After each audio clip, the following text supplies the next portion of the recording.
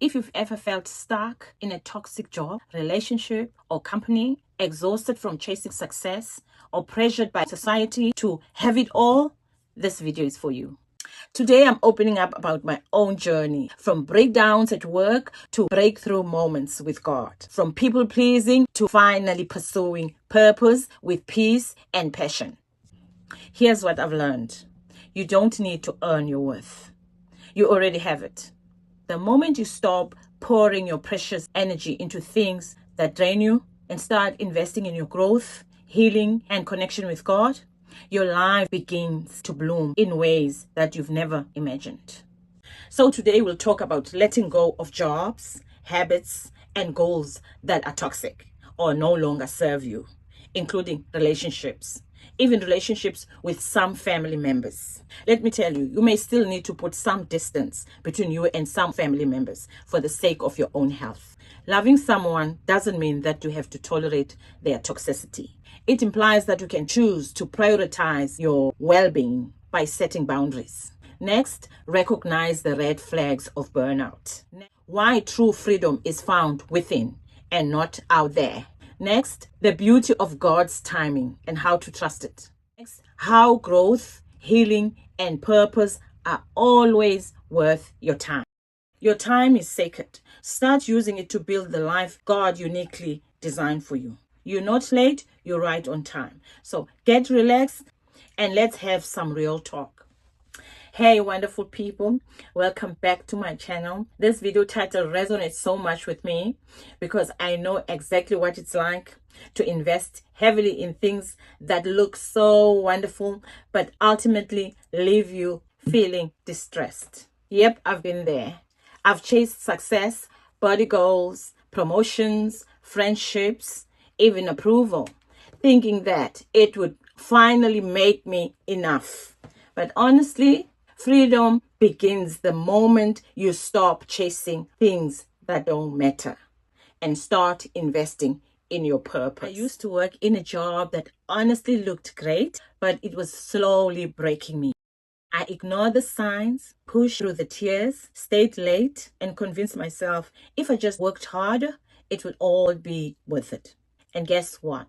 It wasn't. One day, after being hit with yet another performance report that did not reflect all the love and effort I was giving it, I just broke. Later, I realized that that moment, that was God tugging at my heart and saying, "Sweet girl, this is not your purpose." God loves us so much that sometimes if we do not listen and heed his voice, he creates circumstances around us so as to compel us to do what he wants us to do at that precise moment, which works out to be the best thing for us in every aspect. So finally, I made the scariest but best decision of my life. I quit the job. And yes, it was hard. I had to move in with my mom. I had to start from scratch. But you know what else I did? I started healing. I began listening to my body, nurturing my soul, and prayed a lot. And little by little, I started remembering who I was. Not just a hard worker, but a worthy, gifted, and deeply loved woman of God. To be honest, I think almost every one of us wants to feel seen and cherished. Crucial, but we frequently look in all the wrong places for that, but in God. We often chase money, statuses, relationships, thinking that then we'll be happy. But joy doesn't live at the finish line. It lives in the now. Now faith is. We do not always feel the happiness or the peace all the time, but we can always receive the peace that Jesus offers by faith, regardless of our circumstances. One of the biggest lessons I've learned is God's timing is perfect. Even the delays, even the detours, even the no's. While I was waiting at my previous job for doors to open, he was building my character even more for what was up ahead, strengthening my spirit and preparing me for something better than what I had planned. For the sufferings of the present time are not worthy or are nothing compared to the glory that's up ahead of us, says the word of God. But I was holding on to that job for dear life since, let's face it, change is not always easy. Sometimes it can be very challenging. Now and then we might find ourselves in difficult situations because we are being tested. However, it is crucial for us to know when it's time for us to leave or to stay in a situation or company. Do not stay when it's time for you to leave. Tests and trials are different from temptations and destruction. God told Joseph to take Mary and Jesus and go out of Bethlehem. God is almighty. He could have prevented Herod from harming Jesus in another way, but he chose that Joseph takes Mary and Jesus out of town. Matthew chapter 2 verse 13 says, an angel of the Lord appeared to Joseph in a dream, saying, get up, flee to Egypt with the child and his mother. Stay there until I tell you to return. So it's imperative that we constantly observe our surroundings, hear and discern God's voice when deciding whether to stay or to leave certain situations or companies. So how do we know when it's time for us to leave? When you are no longer at peace within a company or with any situation that you find yourself in, seek God in prayer first about it, according to James chapter 1 verse 5. Ask him if leaving is in his plan and ask him to confirm it for you. God can communicate with us in many different ways. The following are some of the things that will assist you in making the decision whether to stay or not. Number 1, make a list of the advantages and disadvantages of staying with a person, situation, or company that you are with and consider the costs.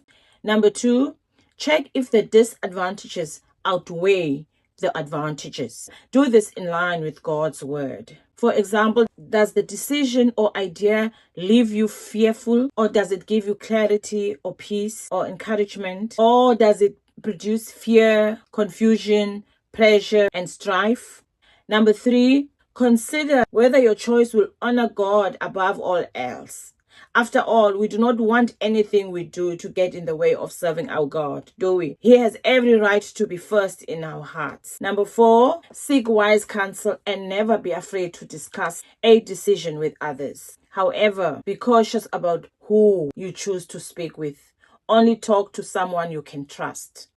And when we commit everything that we do first to God, He certainly guides our path and gives us favor, even beyond our wildest expectations.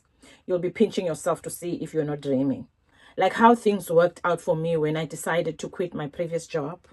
I am not where I want to be as yet, but in terms of making a living, things are better than they were when I was with the job. In my previous video titled How I Knew I Had to Quit My Job, I shared my story. If you haven't watched it yet, please click on the screen or in the description box and watch it next, because it will inspire and encourage you if you perhaps find yourself in a similar situation. So these above are things that assisted me in choosing peace, following my purpose, God's schedule, and allowing God's timing over wasting time on things that do not matter. We are called to freedom, y'all. Freedom also entails speaking your truth without shaking, saying no without feeling guilty, looking in the mirror at your beautiful, lovely, aging face and saying, I love you. Letting go of what no longer serves the purpose and making room for what God is sending. Freedom is not being perfect, it's being whole. So, sweetheart, what are you holding on to that's no longer serving your growth? Let this be your sign. It's okay to walk away. It's okay to rest. It's okay to start again. Your time is sacred. Your purpose is calling. And God, He's not late at all. But He sure doesn't want you to waste your time. So if this message spoke to your heart, hit that like button, subscribe, and drop a comment below. I'd love to hear your story, what you are walking away from, and what you are walking toward. Until next time, I hope you have an awesome day. Keep growing, glowing, and giving yourself the love you've always deserved.